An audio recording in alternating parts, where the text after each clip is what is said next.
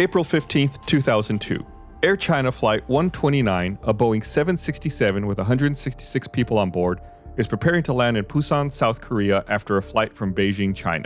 The weather is less than ideal and is changing as the crew is preparing to land on runway 36 left. Shortly before landing, the crew is informed that due to a shift in the winds, they will need to do a circling approach and land in the opposite direction on the same runway 18 right. The first officer is flying the plane and has the runway in sight as they are flying the downwind leg of their approach, but he comments that the winds are making flying difficult. The captain takes over and begins making a turn to the right to line up with the runway. Due to clouds moving into the area, the captain asks the first officer to help him find the runway. The clouds begin to part, and to their horror, the crew sees a mountain directly in front of them. The crew applies full power and tries to climb, but it's too late. The plane slams into the side of a mountain, killing 129 people on board. Miraculously, the captain survives and can talk to investigators. What does the captain say happened to this flight? Find out on this episode of Black Box Down. Hello, everyone. Welcome to Black Box Down. It's Gus and Chris. Hello. Hi, Chris.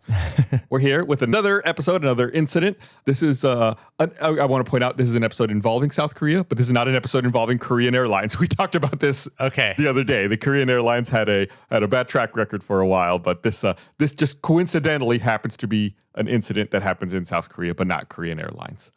Before we get into the meat of the episode, as always, I want to remind you, please give us a follow on social media if you can, at Black Box Down Pod.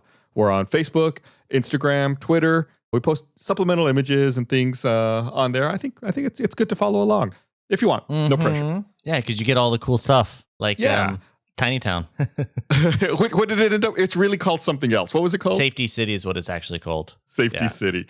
We had a few people message us on social media and let us know that in Lubbock, it's not called Tiny Town. It's Safety City. So the mystery is solved, Chris. Yeah. And as soon as I heard Safety City, I was like, that's it. But anyway, this is a reference to an episode, like 2 weeks ago? It was the Air France one. I don't know when it'll be in relation to this one. 2 or 3 weeks before this episode. Yeah. Oh, we've got some new merch. Oh, yeah. And it's great. Yeah, it's a new shirt and a new mug in like the style of like a VOR information box that you would see on a sectional chart when you're flying. And the mug has like a sectional chart for the Austin area as the background printed on it. I think it's super cool, super like aviation geeky, aviation nerdy kind of stuff. That's very like the aviation and Black Box Down combined into a shirt and a mug. I love them personally. I think they're great. Yeah, you can check those out at store.roosterteeth.com or by looking at our link tree. Yeah, give a look-see. See if you like it, and if you do, and the link tree's on our social media as well. Yeah. Okay, I want to get into Air China Flight 129 here. Let's get into the meat of this episode. Okay, let's get meaty. This was a passenger flight. I don't like that phrase. Let's dig into it. So this was a passenger flight from Beijing to Busan, South Korea on April 15th, 2002. We're very close to that anniversary today. It's unintentional. Okay. It's almost 20 years ago to the date that we're recording this. Not quite. But it's total coincidence. It just so happened that we were doing this episode right around this time. The flight was crewed by Captain Wu Jin Lu, who was 30 years old with 6,497 flight hours. First officer was Gao Li Ji, who was 29 with 5,295 flight hours. And they had a second officer with them, Ho Jiangjing, who was 27 with 1,775 flight hours. And the aircraft was a 17-year-old Boeing 767, had over 40,000 hours and about 14,500 cycles. There were 8 flight attendants and 155 passengers on board. So the crew reported for duty at 2 p.m. Beijing time on the 14th, and they received their paperwork for the flight. And, they do their routine examination of the plane. They walk around, make sure everything's okay. They decide everything's fine, everything's fit for flying. The captain then spent the night in company sleeping quarters. And then the next day, the captain received the final paperwork, and the flight took off in the morning at 8:37 a.m., which was 17 minutes behind schedule. Okay. Company sleeping quarters. That's cool. Yeah, I guess like so they don't have to commute in, don't have to worry about traffic. It's like they can get their full rest. I think it's neat. That doesn't necessarily mean, by the way, that it's not always necessarily on airport property. Sometimes the company will have a hotel or a accommodation somewhere close to an airport too. I think all this means is that it was company provided sleeping quarters. He didn't sleep at home, just to be clear about that. So at 10:50 in the morning, which is about 2 hours after takeoff, the crew started getting the ATIS information for the Busan airport, which the ATIS information is like typically it's automated information. Typically it's weather, closures on taxiways, or anything going on that they need to know about specific to that airport they're going to be landing at. However, when they tune into the ATIS, both the first officer and the second officer said they couldn't clearly hear the information. Like, what do you mean they couldn't hear? Like the staticky, or it was too quiet? I don't know. All I know is that they complained they couldn't clearly hear it. It could be either it was, too quiet. It could be it was staticky. It could be maybe they didn't understand it. Like it was probably being broadcast in English. I don't know. Oh. It could be a language barrier, but I don't know that for certain. The ATIS information stated that the wind was at 230 degrees at 6 knots. There were 2 miles of visibility, several layers of clouds, and runway 36 left was the active runway. So, there's a little bit of wind. It's not much. 6 knots is pretty low. 230, it's, kind of offset from the runway. But again, 6 knots, that's pretty low. 2 miles visibility is pretty low. That's kind of uncomfortable, especially in a big plane like this when you're going so fast. And, the important thing is also several layers of clouds. So it wasn't a clear day by any stretch of the imagination. So based on all this, the first officer started an approach briefing and completed the approach checklist. And the approach briefing is just like they're going over, kind of confirming everything. We're coming into this airport. We're going to land on this runway. We're going to descend like this. These are going to be our speeds. Just kind of going over it and making sure everyone's on the same page. While this is going on, the ATIS information updated, and the crew listened for the new information at 10:57. The updated weather showed the wind was now at 220 degrees, at 7 knots, and part of the sky was being obscured by fog. So the wind changed a little bit, 10 degrees difference, increased a little bit. Still kind of negligible, but it's the important thing is that it's moving. It's a little variable, I guess, because it's moving around a little bit. I mean, again, not that it's a ton. It's 230 to 220. That's not a huge difference. That doesn't sound like much compared to some other things we've talked about. Yeah. About 4 minutes later, the second officer said, "I will do communicating. Others keep listening. I came to Busan not too often." From that point on, the second officer handled all the communications with air traffic control. At 11:06, the flight was cleared to descend to 6,000 feet. And a couple minutes later, the air traffic controller asked the flight about its approach category, and the second officer responded with, "Please say again." When the controller asked again, the first officer stated to the second officer they were approaching category Charlie. The second officer at first said, "What?" but then replied to the controller they were category Charlie. And we haven't talked about this kind of thing before, but the approach category, it's for the controller to kind of know what their approach speed might be. So kind of just like giving the approach controller information about how fast they're going to be coming in. Probably so the controller, the controller's dealing with multiple planes. So he's probably like trying to figure out this plane's going to land and then, who's coming in behind them, if you can squeeze anyone in ahead of them. It's just for like spacing. Okay. But I mean, wouldn't the speed be normally about the same? Usually, yeah. But I think, he's just trying to verify with them just to be, it doesn't hurt to double check is what it boils down to. Plus, every plane might be a little different as far as their approach speed. So it, again, just doesn't hurt to talk and confirm, exactly what they're going to be doing. While they were talking, the ATIS information updated again. And the important bit of information that gets updated is that the active runway changed from 36 left to 18 right, and to expect a circling approach for 18 right, and the weather minimum category D and E below landing minimum. So essentially, the important thing to note here is that the direction they're supposed to land on the runway changed. We've talked about this before. Yeah. Like 36 indicates that runway is, you're going to land or take off to the north. 18 indicates it's to the south. In this case, 36 left and 18 right are the same runway, just from different directions. Okay. So does that mean they have to go in and then do a 180 around? Right. That means they're going to have to kind of like swing out to the left of the airport to the west, circle, and then land facing back to the south. Okay. And while this is going on, like we said, there were clouds and fog, and they've lowered and reduced visibility even more.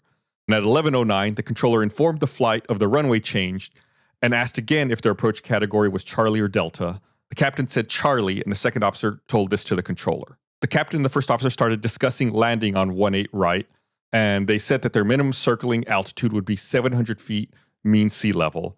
And the captain said, "We won't enlarge the traffic pattern. The mountain is all over that side." So now they're saying we're going to circle. Our minimum altitude is going to be 700 feet above sea level. Okay.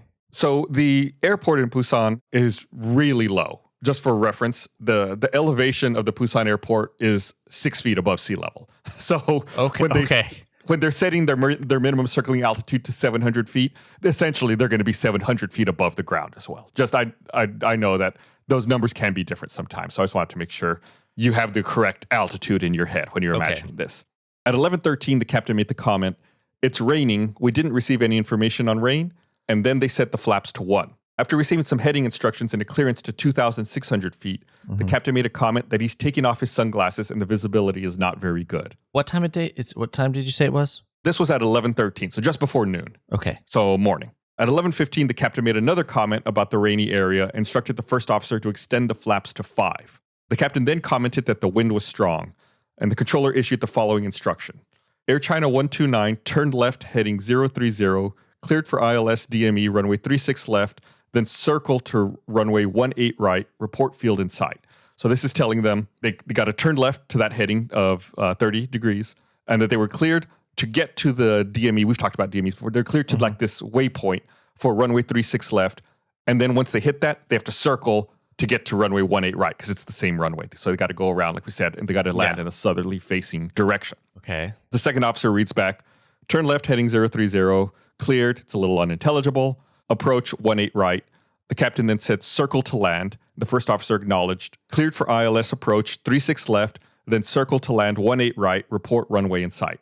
And the second officer said, okay, I understand. Circle to land 18 right, turn left 030. So they're all syncing up. They're making sure they all understand what has to happen here in order to land. And this all sounds normal, right? I mean, there's nothing wild. So far, this all seems normal. Nothing out of the ordinary so far. At 11:17, the first officer said, little more descent, position almost reached, ILS captured. The captain asked, do we maintain this altitude? And the first officer said not to maintain and to continue down to 700 feet. At 11:17, the first officer said, too strong wind, gear down. And then a sound similar to landing gear being lowered was recorded. Then the captain said, gear down, flaps 20. And the first officer replied with flaps 20. The controller then instructed them to descend to 700 feet. So everything seems to be going okay so far. At 11:18, at an altitude of 952 feet, the captain said he had the runway in sight, and the second officer relayed this to the controller. Wait, the runway in sight, but he still needs to, loop around? Right. Okay. So they can see it, because remember, they were approaching from the south. Yeah. Yeah, so they can see it now, so they got to head to that heading, like I said, get to the waypoint, then turn for 030, circle around, then land down to the south. So yeah, they're gonna fly west of the runway in a circle and then come back down to the south. The crew were instructed to change frequencies and to circle west. The first officer then took control of the aircraft and the autopilot was disconnected. As the aircraft reached 700 feet, there were several beeping sounds recorded, and the captain said, okay, maintain 700, watching the altitude. And at this point, the airplane was at 672 feet. So this is the first hint that something's not right. They were very clear, and they went over this multiple times. Their minimum altitude at this point should be 700 feet, and now they're at 672 feet. Yeah. I mean, that's not that bad. Much low. Yeah. Right. But they're off. This is not what they talked about. So at this point, there was a glide slope warning, and the first officer told the second officer to turn off the ILS. The captain then said to keep watching the runway, and the first officer told him, engage it again, maintain present altitude 700 feet, heading select. And the autopilot was re-engaged. But he said 700 feet, but they were lower. They're still a little low. Okay. At 11:20, the captain asked if the first officer could see the abeam end of the runway, and the first officer replied with, abeam runway end. And then the first officer said, the wind is too strong. It is very difficult to fly. After a few seconds, the captain said, turning base, and then he took control of the airplane. There's a few terms here I want to talk about. They said they were abeam the runway end. That just means they're abreast of it. They're parallel to it.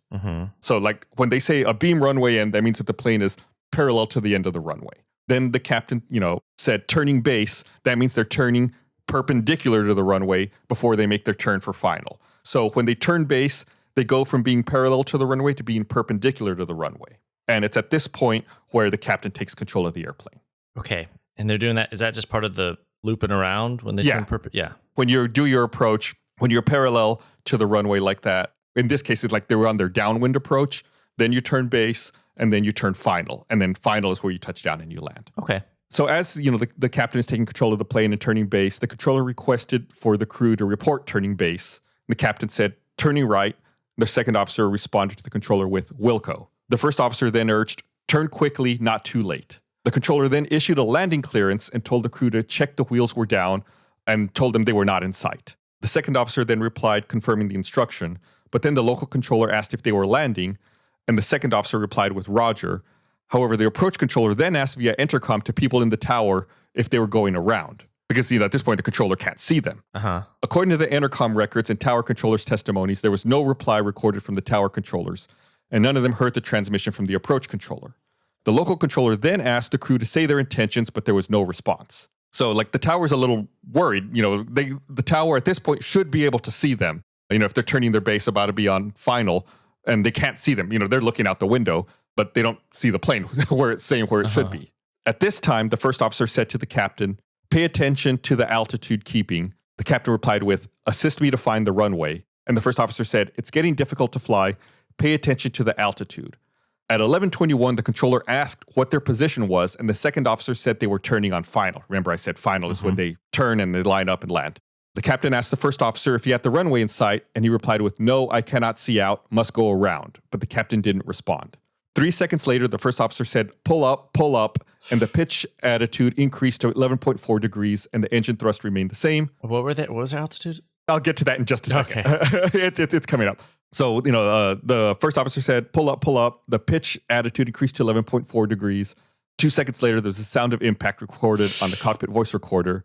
And the aircraft impacted the mountain, which was located north of the airport, about 2.5 miles from the runway threshold. Oh. And it hit at an elevation of 669 feet. So to answer your question, they were at 669 feet. Man, when they said minimum altitude of 700, they really meant minimum altitude.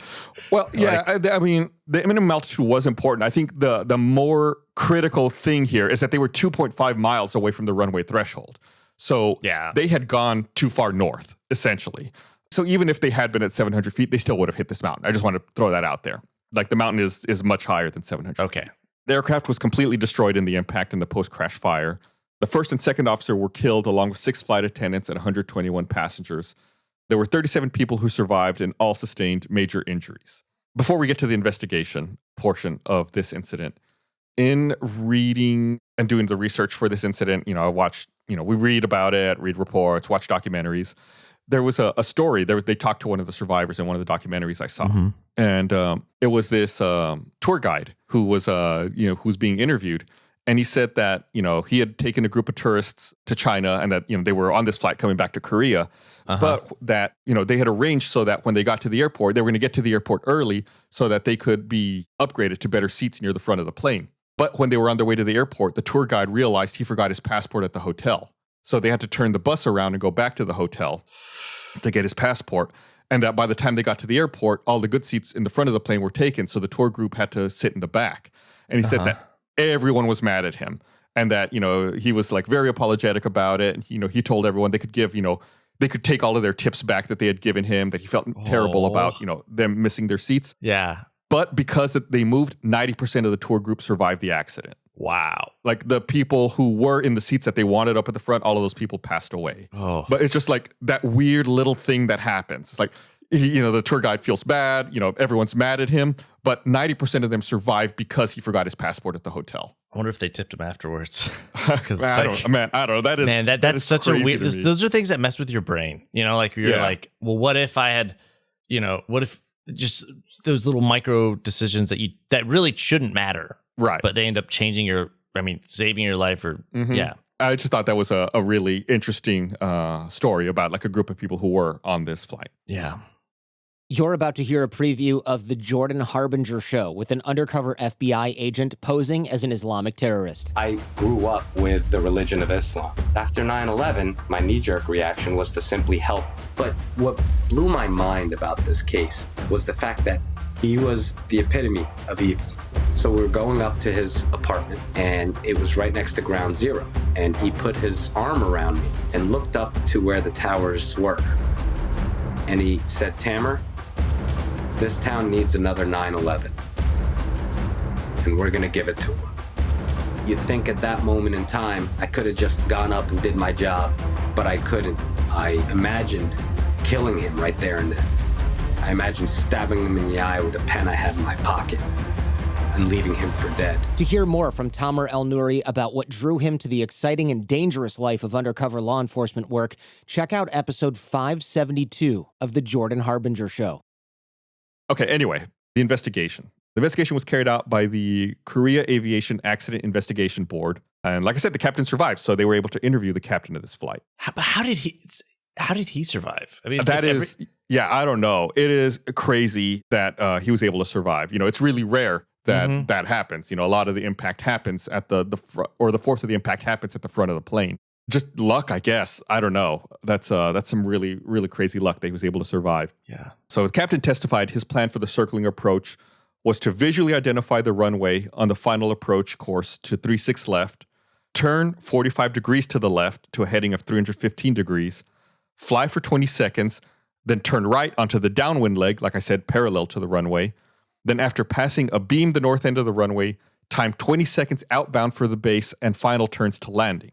However, the combination of strong southerly winds from 210 degrees with a shallow bank turn delayed the downwind leg entry, where the width of the pattern was about 1.1 miles when it should have been about 2 nautical miles. Simulations from this narrow downwind position to the base turn and after consistently showed overshooting the final course. Therefore, it's assumed that due to the narrow downwind width, it would have been difficult for the flight crew to confirm the runway visually during or after the base turn. Since the base turn was flown manually, the captain would have had to consign much of his attention to the attitude indicator and aircraft control, in addition to keeping external references and the runway in sight, which would have placed him under twofold workload. So all this boiled down is saying this was actually a very difficult thing that he was trying to do.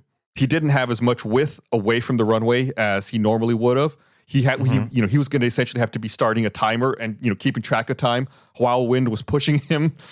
And he was supposed to be able to look at the runway, but, there were clouds and fog, so he couldn't really see it. So, he was under a lot of workload, having to maintain all of these things. And we had said, the first officer had even commented that flying was difficult because of the wind that was pushing them at the time. So it was a high stress situation.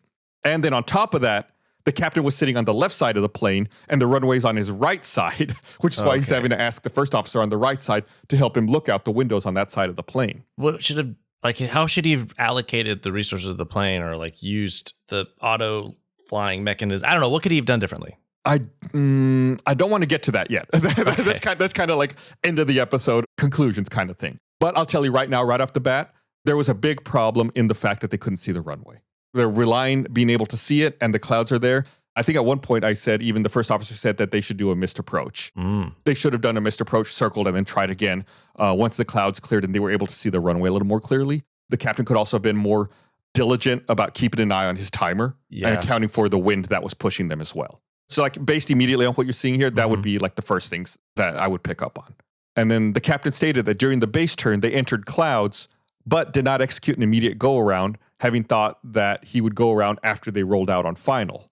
However, it was required to execute a go-around immediately if visual contact with the runway or ground references are lost, or if the flight enters a cloud. Like I said, once they lose sight, they're doing this visual approach, they should immediately go around. To do a visual approach like this, you need to be able to see the runway the entire time. Once you lose sight of it, go around. Try again. Yeah. Even if they did a go-around, anyway, I don't want to speculate on that. I'm not an airline pilot. I don't want to speculate on that. So the investigators determined that the failure to initiate a go-around at this point is an important factor in the circumstances that led to the accident. According to the captain's testimony, he had no experience with the circling approach that they had to do at the airport. And the circling approach training on the Boeing 767 aircraft used only Beijing airport. So they had only, in the simulator and in training, they had only practiced at the Beijing airport.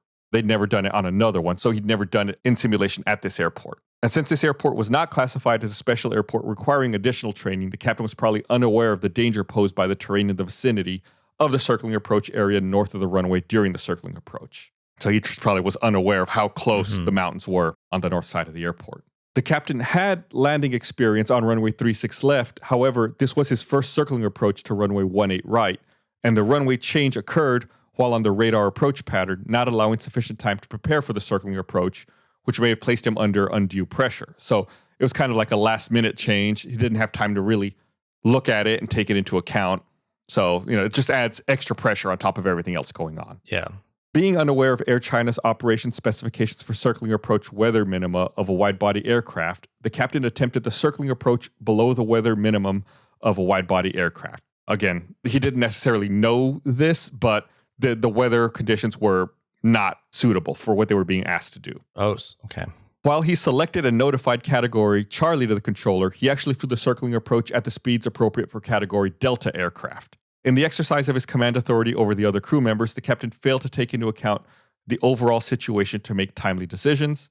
His knowledge of circling approach and execution of flight procedures were not according to the operations manual and procedures, and he did not clearly assign duties to his crew. So again, just not getting everyone involved as much as he should have. He started, things started getting difficult, and he started taking on everything by himself. Mm-hmm.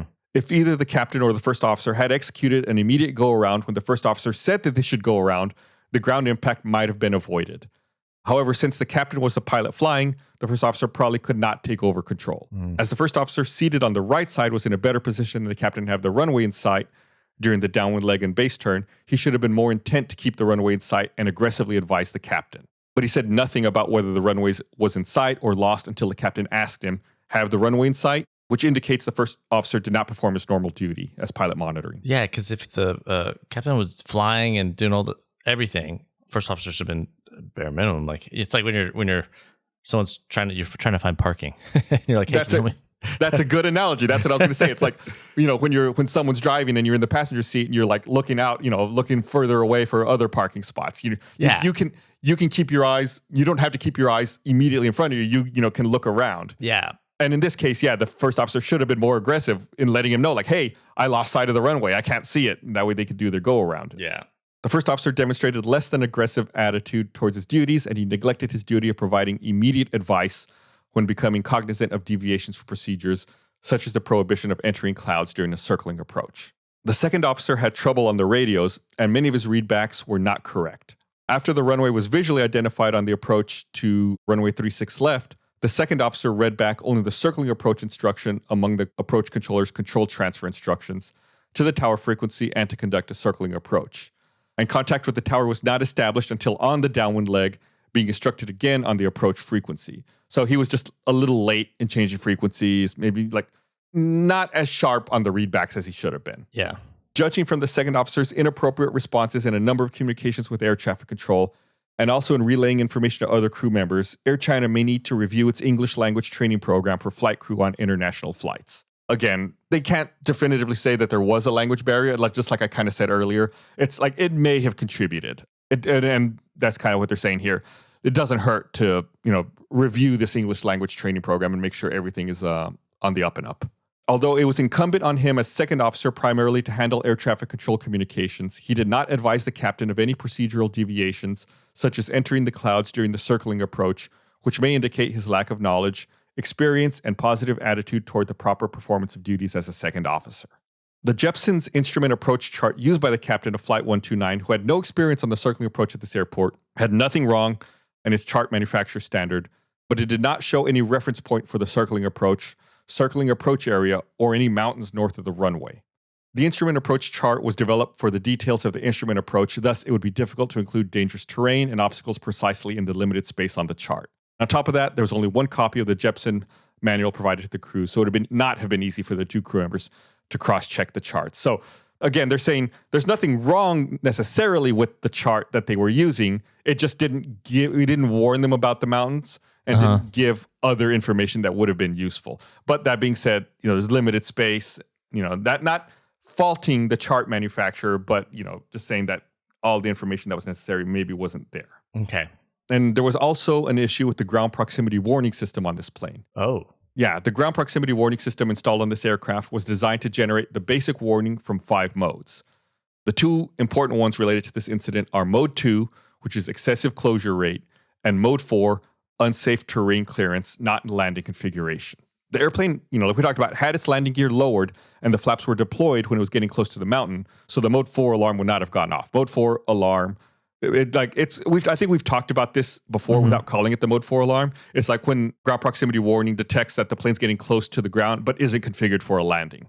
It's like, hey, the ground's really close and your gear and your flaps aren't down. Oh, okay, yeah. Like that kind of thing. But their gear and flaps were down, so Mode 4 isn't going to tell them anything. It's going to assume, gear and flaps are down, we're probably getting ready to land. Okay, so then what should have gone off? So that's why we also mentioned Mode 2, excessive closure rate, which we'll get to here in just a second.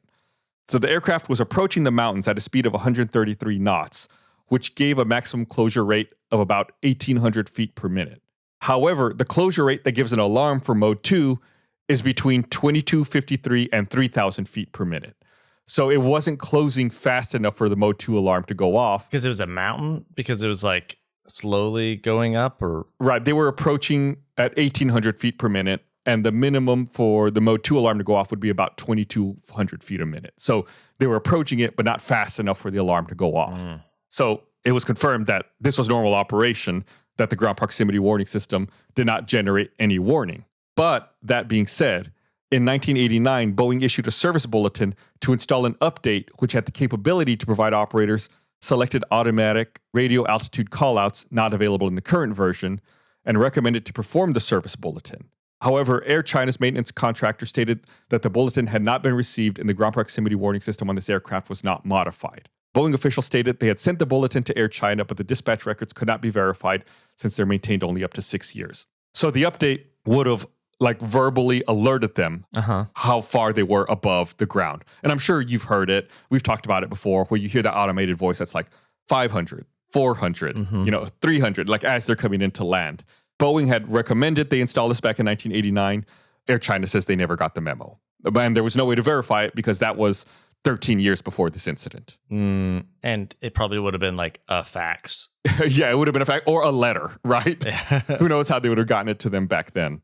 And that would have been useful because, as they were closing on the mountain, then the voice would have started going off, alerting them like, oh, hey, wait, we're getting really low. We're getting really close to the terrain. And it'll work even though it's more like terrain in front of them rather than like terrain below them. Or I guess they were. The GPWS sends signals kind of in front of down and in front of the plane. It doesn't point straight down. Like DME for measuring altitude typically looks straight down. Ground proximity warning kind of looks forward because it's trying to, alert them if they're getting close to the ground in front of them as they're going forward. Okay. Yeah, that's cool. That's super cool. Yeah.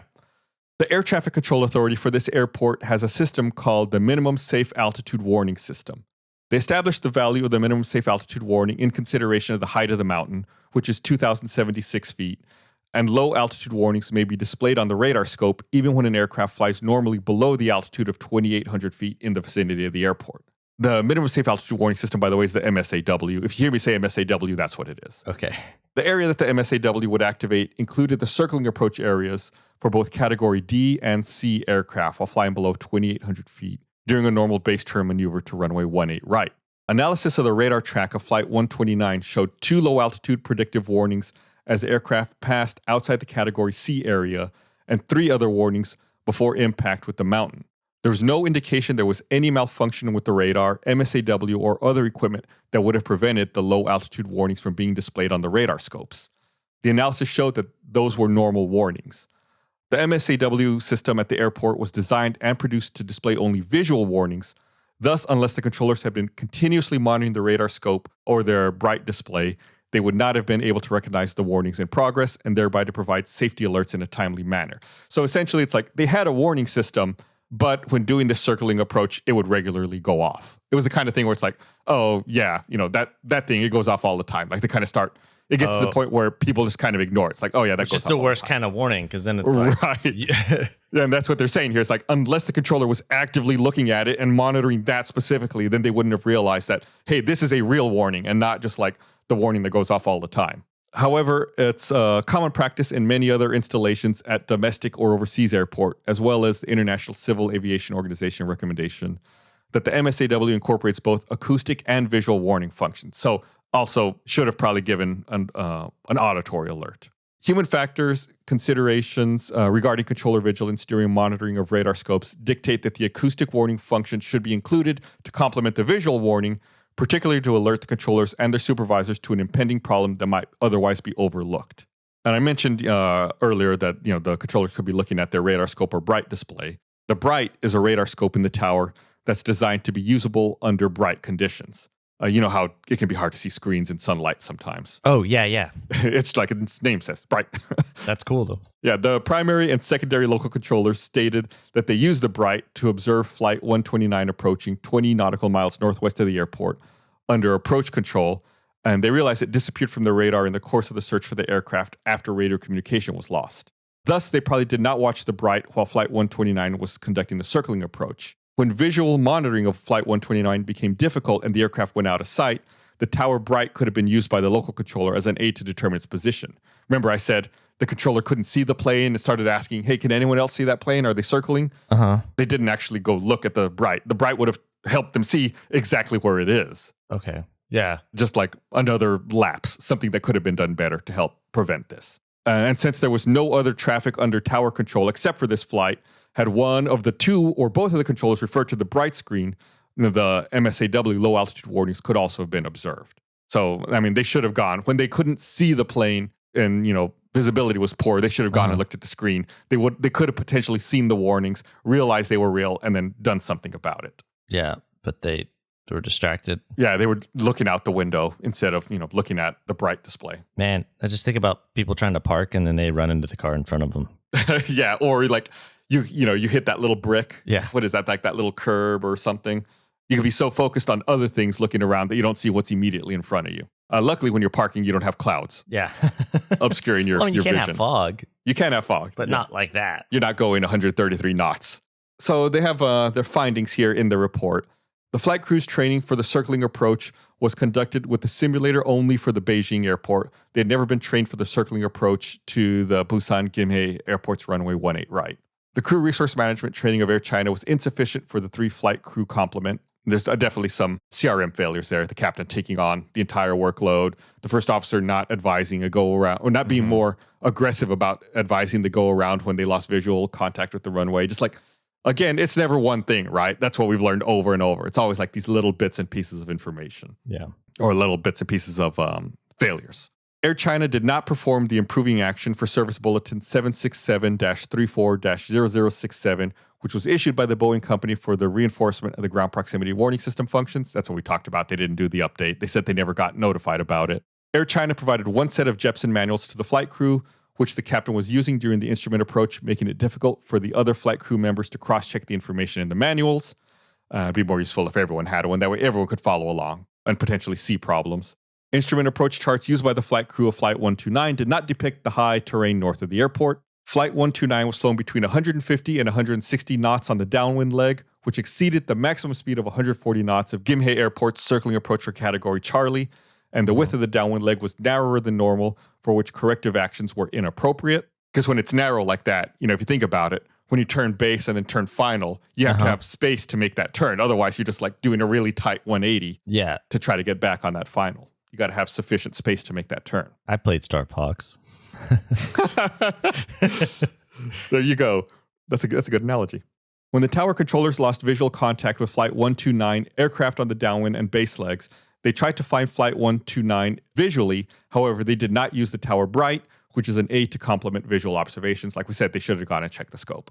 The local controller asked a question of the flight crew to confirm the position of the aircraft. However, the local controller did not issue any direct warning or advice based on his own subjective awareness of the situation. So he asked where they were, but he didn't, actively say, hey, just so you know, there are mountains north of the airport. Again, doesn't necessarily have to, but doesn't hurt to. Man, this is a tight little spot then, Yeah.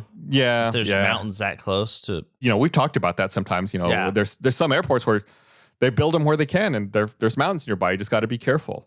The Korean Standard Air Traffic Control Procedures and Gimhae-based local procedures did not specify radar monitoring of the aircraft on a circling approach by means of the Bright or the MSAW systems. So that's absolving the controllers a little bit. The procedures did not explicitly tell them to go monitor the Bright, but they should have. It's like, you're right that technically you didn't break the rules, but you should have known better. The MSAW system installed in Gimhae Tower at the time of the accident was designed only to function of visual warning, which was not consistent with the ICAO recommendation to include an oral warning also. Thus, the low altitude warning would not have been noticed in a timely manner unless the controller monitored the Bright closely. So again, if it had an auditory component to the warning, they would have heard it and then gone and looked at it. Yeah. The south wind was strong and there were low clouds of precipitation near Gimhae Airport at the time of the accident, and the mountainous area in the north was covered with clouds and fog. And there's some findings related to probable cause, just a couple of them here.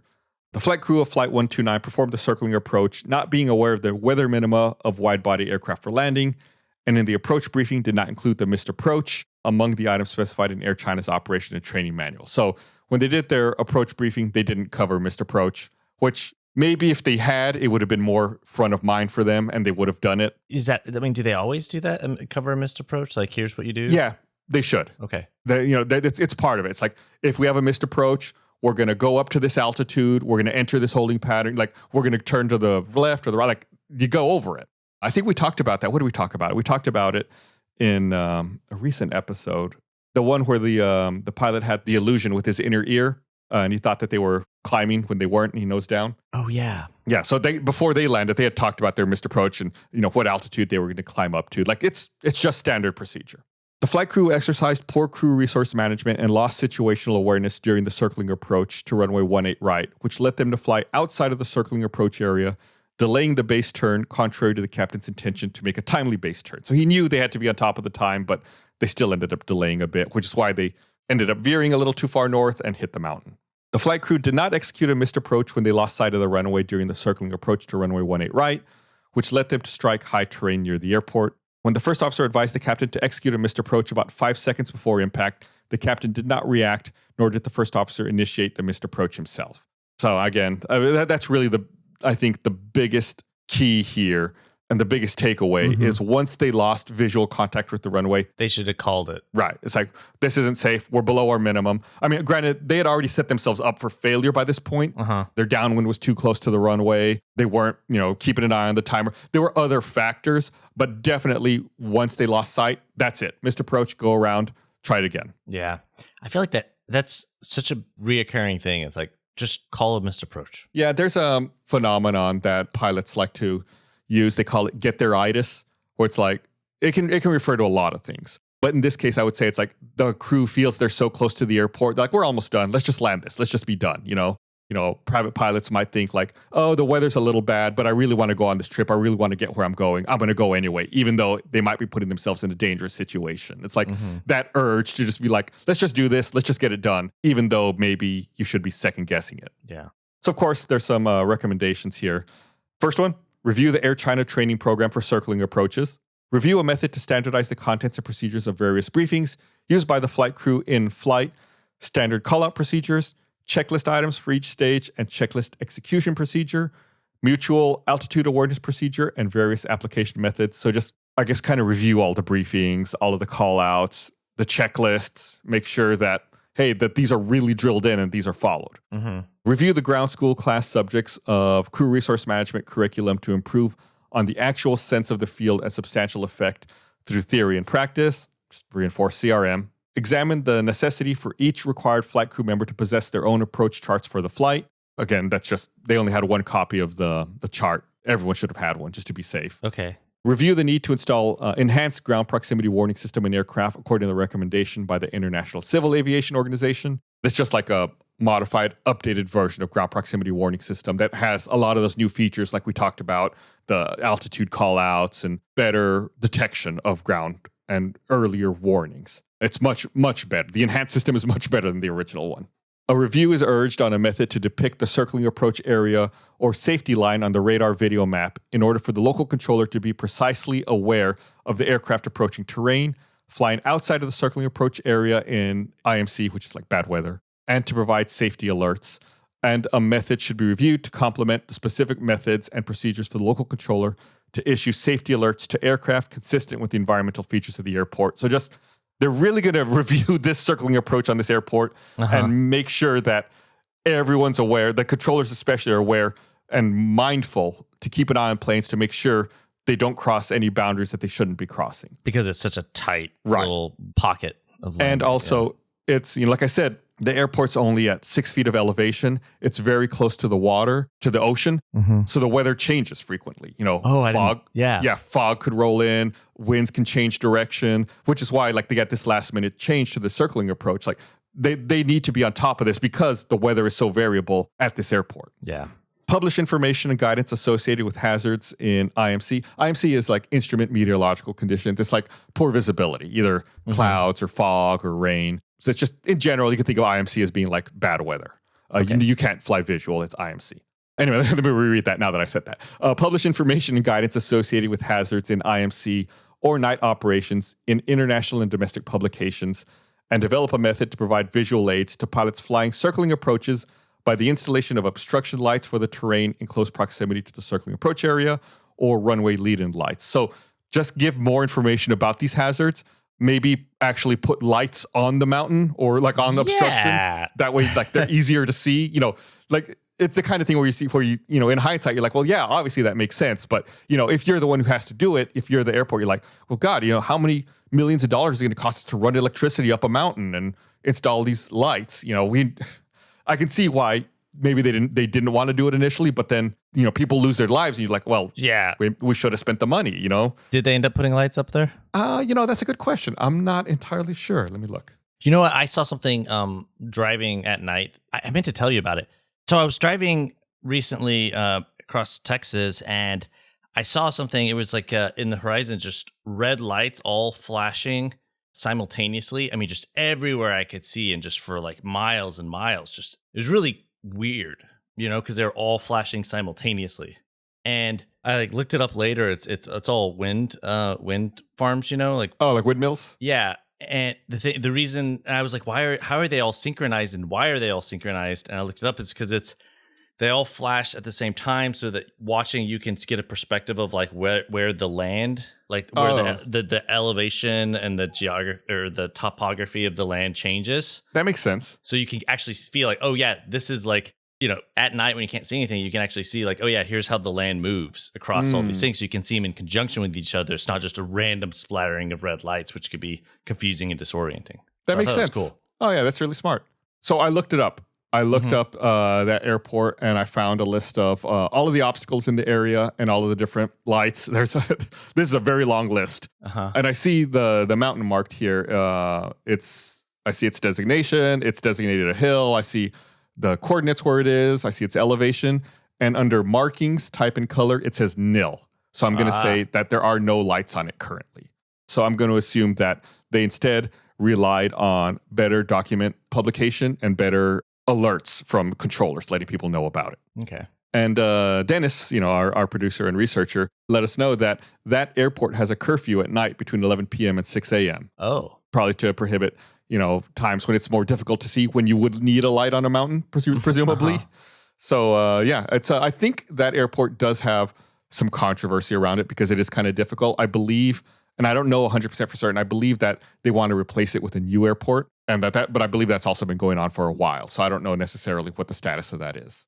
The last recommendation they have here is the establishment of instrument approach procedures to runway 18 at Gimhae Airport should be examined, and a method should be developed to introduce radar monitoring or other latest safety alert systems in consideration of the terrain in vicinity of the final approach course. So just keep an eye on the radar, monitor people, let them know if they're veering off or if they need to do something different. But yeah, that's it. That's Air China 129. I always feel like they're extra frustrating when it's like it's so close. They're so close to landing. They're so close to the airport.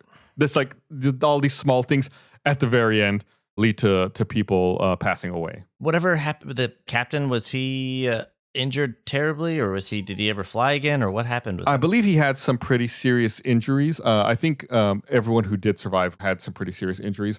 The captain specifically, I don't know. I can't answer that. There's really no follow-up about him in the report. I do see that the Chinese government kind of defended him, said that it wasn't his fault, that it was more of a procedural problem or issue with that airport that caused this incident.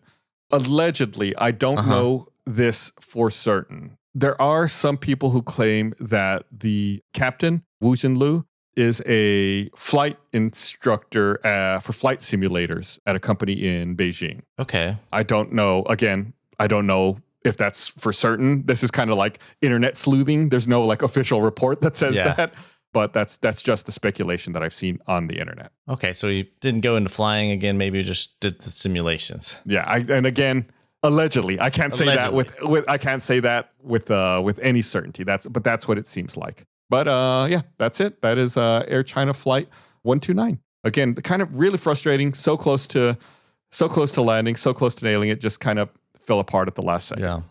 Remind everyone to get check out our new merch because it's awesome. Yeah, it's awesome. We also have a new feature. If you'd like to directly support this podcast and get access to ad-free episodes and get access to the episodes the day before they come out for everyone else, you can check out blackboxdownpod.com. All the information's on there. It's $2.99 a month.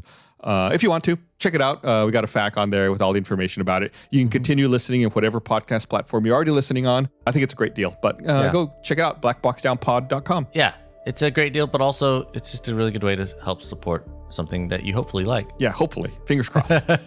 All right, we'll be back again next week with another episode. Thanks for listening, everybody. Bye.